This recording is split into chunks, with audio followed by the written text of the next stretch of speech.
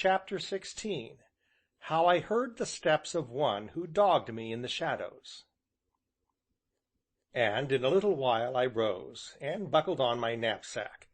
The shadows were creeping on apace, but the sky was wonderfully clear, while, low down upon the horizon, I saw the full-orbed moon, very broad and big.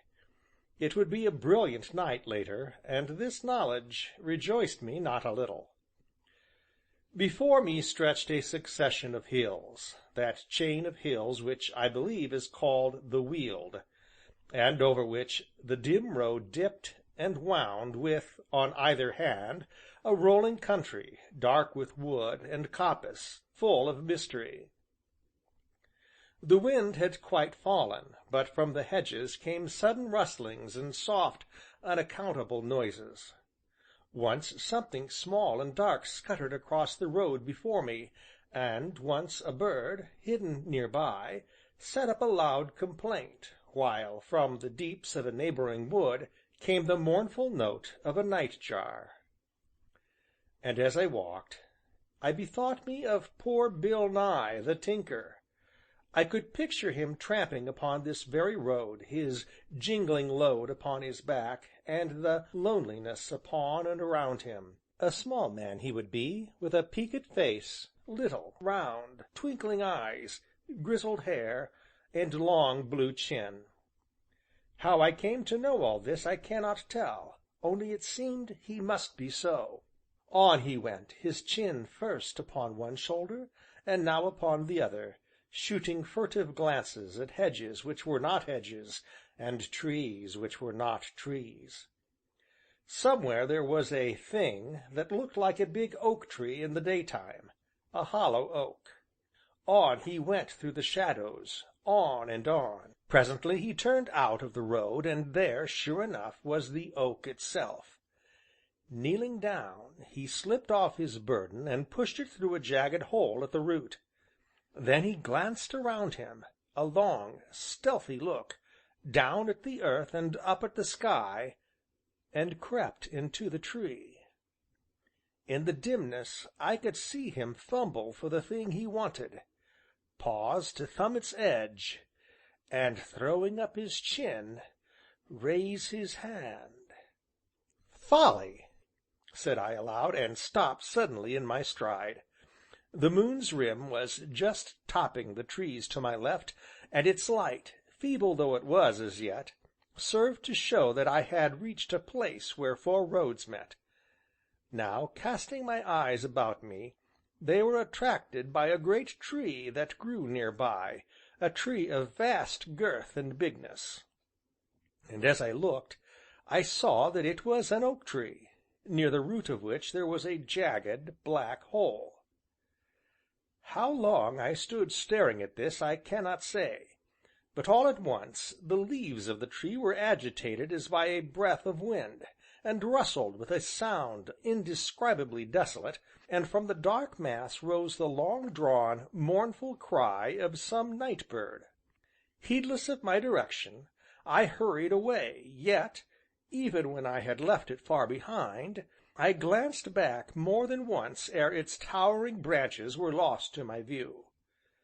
So I walked on through the shadows, past trees that were not trees, and hedges that were not hedges, but frightful phantoms, rather, lifting menacing arms above my head, and reaching after me with clutching fingers. Time and again, ashamed of such weakness, I cursed myself for an imaginative fool, but kept well in the middle of the road, and grasped my staff firmly, notwithstanding. I had gone, perhaps, some mile or so in this way, alternately rating and reasoning with myself, when I suddenly fancied I heard a step behind me, and swung round upon my heel with ready stick. But the road stretched away, empty as far as I could see. Having looked about me on all sides, I presently went on again, yet immediately it seemed that the steps began also keeping time with my own, now slow, now fast, now slow again. But whenever I turned, The road behind was apparently as empty and desolate as ever. I can conceive of few things more nerve racking than the knowledge that we are being dogged by something which we can only guess at, and that all our actions are watched by eyes which we cannot see. Thus with every step I found the situation grow more intolerable, for though I kept a close watch behind me and upon the black gloom of the hedges, I could see nothing.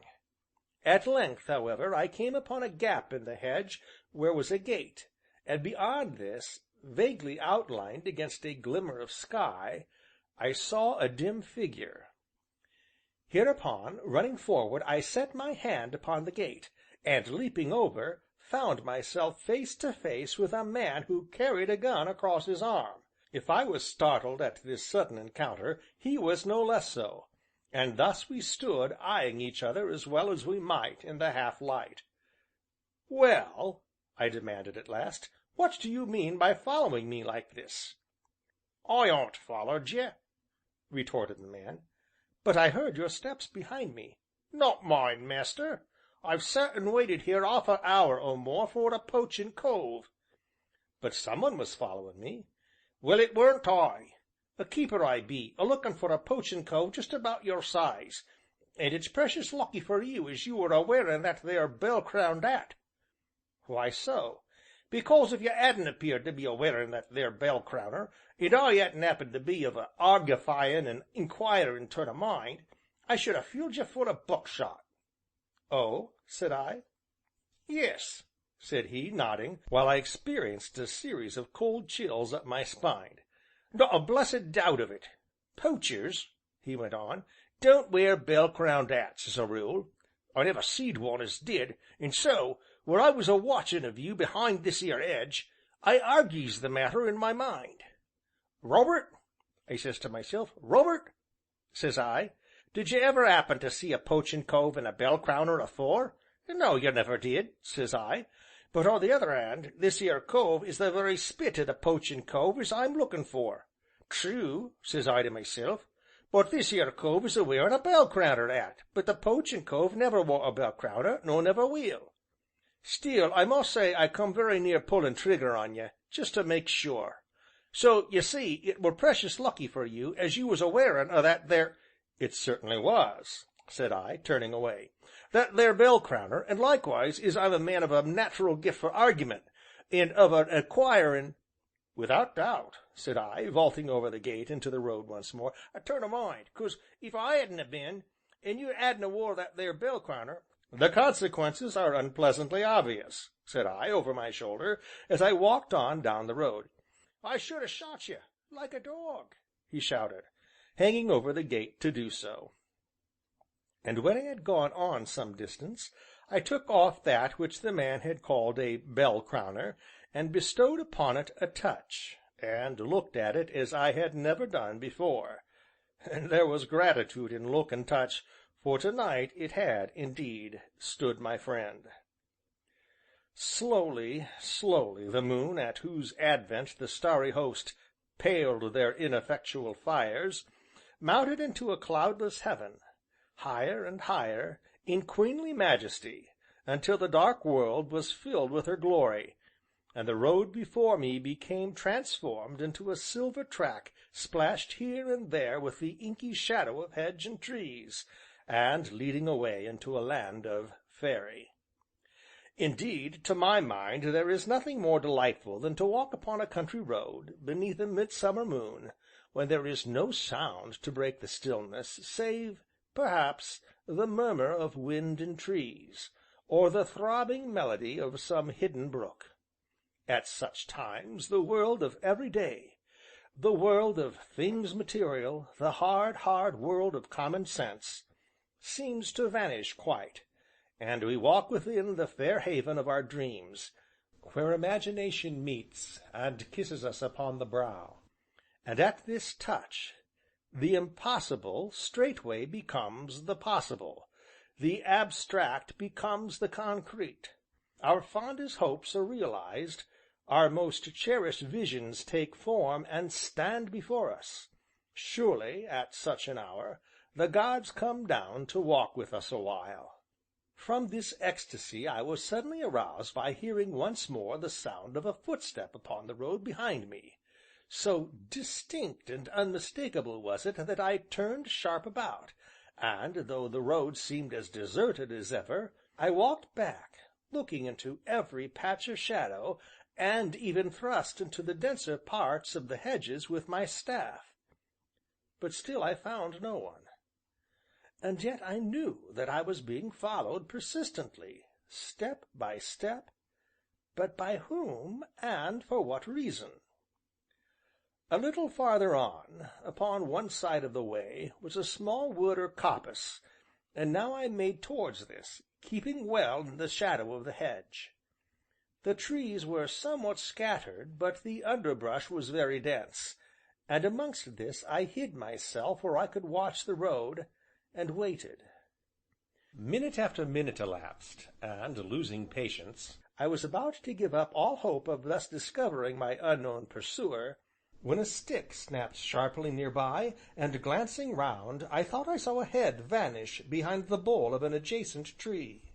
Wherefore I made quickly towards that tree, but, ere I reached it, a man stepped out.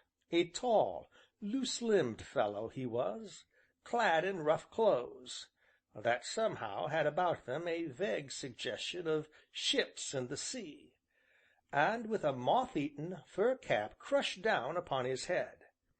His face gleamed pale, and his eyes were deep sunken and very bright. Also, I noticed that one hand was hidden in the pocket of his coat. But most of all, I was struck by the extreme pallor of his face, and the burning brilliancy of his eyes. And, with the glance that showed me all this, I recognized the outside passenger.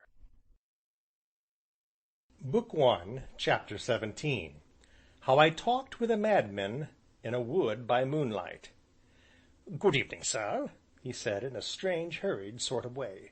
"The moon, you will perceive, is very nearly at the full to-night." And his voice immediately struck me as being at odds with his clothes. "Why do you stand and peer at me?" said I sharply. "Peer at you, sir?" "Yes, from behind the tree yonder." As I spoke he craned his head towards me, and I saw his pale lips twitch suddenly. "And why have you dogged me? Why have you followed me all the way from Tonbridge?" "Why, sir, surely there is nothing so strange in that. I am a shadow." "What do you mean by a shadow?" "Sir, I am a shadow cast by neither sun, nor moon, nor star, that moves on unceasingly in dark as in light. Sir, it is my fate, in common with my kind, to be ever upon the move, a stranger everywhere without friends or kindred. I have been, during the past year, all over England, east and west and north and south. Within the past week, for instance, I have travelled from London to Epsom, from Epsom to Brighton, from Brighton back again to London, and from London here. And I peer at you, sir, because I wished to make certain what manner of man you were before I spoke, and though the moon is bright, yet your hat-brim left your face in shade." "Well, are you satisfied?" "So much so, sir, so very much so, that I should like to talk with you, to ask you a question," he answered, passing his hand, a thin, white hand, across his brow, and up over the fur cap that was so out of keeping with the pale face below. "A question? If you will be so obliging as to listen, sir, let us sit awhile, for I am very weary." And with the words he sank down upon the grass. After a momentary hesitation I followed his example, for my curiosity was piqued by the fellow's strange manner. Yet, when we were sitting opposite each other, I saw that his hand was still hidden in the pocket of his coat. "Perhaps, sir," said he, in his nervous, hurried manner, "perhaps you would be better able to answer my question were I first to tell you a story. An ordinary, a very commonplace one, I fear, but with the virtue that it is short and soon told." "My time is entirely my own," said I, leaning with my shoulders against the tree behind me. "Proceed with your story." "First, then, my name is Strickland, John Strickland." Here he paused, and, though his head was bent, I saw him watching me beneath his brows. "Well?" said I. "I am a supercargo." Again he paused expectantly, but, seeing I merely nodded, he continued: "Upon one of my voyages our vessel was wrecked, and, so far as I know, all save myself and 6 others, 4 seamen and 2 passengers were drowned. The passengers I speak of were an old merchant and his daughter, a very beautiful girl. Her name was Angela, sir." Once again he paused, and again he eyed me narrowly. "Well?" said I. "Well, sir," he resumed, speaking in a low, repressed voice, "we 7, after 2 miserable days in a drifting boat, reached an island where, that same night, the old merchant died. Sir, the sailors were wild, rough men. The island was a desolate one from whence there was seemingly no chance of escape, it lying out of the usual track of ships, and this girl was, as I have said, very beautiful. Under such conditions her fate would have been unspeakable degradation, and probably death. But, sir, I fought and bled for her, not once but many times, and eventually I killed one of them with my sheath knife, and I remember to this hour how his blood gushed over my hands and arms, and sickened me. After that, they waited hourly to avenge his death, and get me out of their way once and for all. But I had my long knife, and they but such rude weapons as they could devise. Day after day, and night after night, I watched for an opportunity to escape with the boat, until at last, one day while they were all 3 gone inland, not dreaming of any such attempt, for the sea was very dangerous and high, with the girl's help I managed to launch the boat, and so stood out to sea. And I remember those sailors came running with great shouts and cries, and flung themselves down upon the beach, and crawled upon their knees, praying to be taken off along with us, and begging us not to leave them to perish. After 3 days' buffeting at the mercy of the seas, we were picked up by a brig bound for Portsmouth, and 6 months later were in England.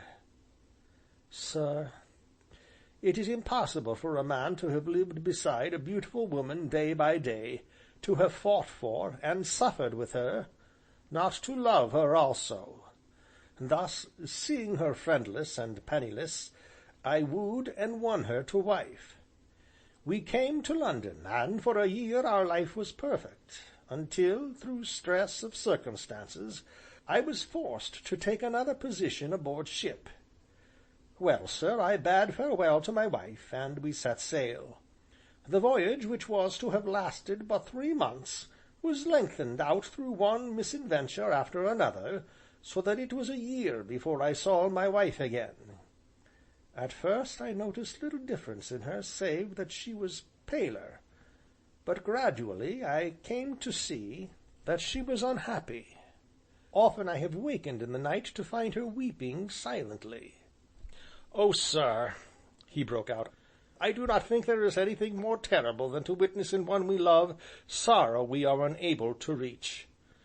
Here he paused, and I saw that the sweat stood out upon his brow, and that his hand was tight clenched as he drew it across his temples. "At last, sir," he went on, speaking once more in a low, repressed tone, "returning home one day, I found her gone." "Gone?" said I. "Gone, sir." "And she left no trace, no letter?" "No, she left no letter, sir, but I did find something, a something that had rolled into a corner of the room." "And what was that?" "This, sir." As he spoke, his burning eyes never leaving mine, he thrust a hand into his bosom, his left hand, for his right was where it had been all along, hidden in his pocket, and held out to me a gold seal such as gentlemen wear at their fobs. "Ah!" I exclaimed. "Take it," said the man, thrusting it towards me. "Look at it." Obediently I took the trinket from him, and, examining it as well as I might, saw that a letter was engraved upon it, one of those ornamental initials surrounded by rococo scrolls and flourishes. "What letter does it bear?" asked the man in a strangled voice. "It looks very like the letter Y," I answered. "The letter Y!" cried the man, and then, with a gesture sudden and fierce, he snatched the seal from me, and thrusting it back into his bosom, laughed strangely. "Why do you laugh?" said I. "To be sure," said he harshly, "the light must be better, and yet well, well, my story is nearly done. I lived on in my lonely house from day to day, and month to month, hoping and waiting for her to come back to me. And one day she did come back to me. Just about this hour it was, sir, and on just such another evening. And that same night she died." "Good God!" I exclaimed. "Poor fellow!" And leaning forward, I laid my hand upon his knee, but, at my touch, he drew back so quickly, and with a look so evil, that I was startled. "Hands off!" said he, and so sat staring at me with his smouldering eyes. "Are you mad?" said I, and sprang to my feet. "Not yet," he answered, and once again he passed his hand up and over his face and brow. "No, not yet, sir." Here he rose and stood facing me, and I noticed that one hand was still hidden in his pocket, and thereafter, while I listened to him, I kept my eyes directed thither. "That night, before she died, sir," he continued, "she told me the name of the man who had destroyed her, and killed my soul. And I have been searching for him ever since, east and west, and north and south. Now, sir, here is my question. If I should ever meet that man face to face, as I now see you, should I not be justified in killing him?" For a moment I stood with bent head, yet conscious all the while of the burning eyes that scanned my face, then: "Yes," said I. The man stood utterly still, his mouth opened as if he would have spoken, but no word came. All at once he turned about, and walked unsteadily 5 or 6 paces. Now, as I looked, I saw him suddenly draw his hand from his pocket, then, as he wheeled, I knew, and hurled myself face downward as the pistol flashed. "Madman!" I cried, and next moment was on my feet, but with a sound that was neither a groan nor a scream, and yet something of both, he leapt into the thickest part of the underbrush, and made off. And standing there, dazed by the suddenness of it all, I heard the snapping of twigs grow fainter and fainter as he crashed through in headlong flight. Book I, Chapter 18 The Hedge Tavern. Twigs whipped my face, thorns and brambles dragged at my clothes, hidden obstacles lay in wait for my feet, for the wood grew denser as I advanced, but I pushed on, heedless alike of these and of what direction I took. But, as luck would have it, I presently blundered upon a path which, in a short time, brought me out very suddenly into what appeared to be a small tavern yard, for on either hand was a row of tumble-down stables and barns, while before me was a low, rambling structure which I judged was the tavern itself. I was yet standing, looking about me, when a man issued from the stables upon my right, bearing a hammer in one hand and a lantern in the other. "Hullo!" said he, staring at me. "Hello!" said I, staring at him. "You don't chance to have a axle bolt about you, I suppose?" "No," said I. "Humph!" he grunted, and lowering his lantern, began searching among the cobblestones. "Is this it?" I inquired, picking up a rusty screw bolt at my feet. "Ah!" said he, taking it from me with a nod. "Knowed I dropped it 'ere some'eres. You see," he went on, "couldn't get another round 'ere to night, and that cussed axle's got to be in place to morrow." "Yes?" said I. "Ah!" nodded the man. "Chase come in 'ere 'arf an hour ago wi' two gentlemen and a lady, in the Lord's own 'urry too.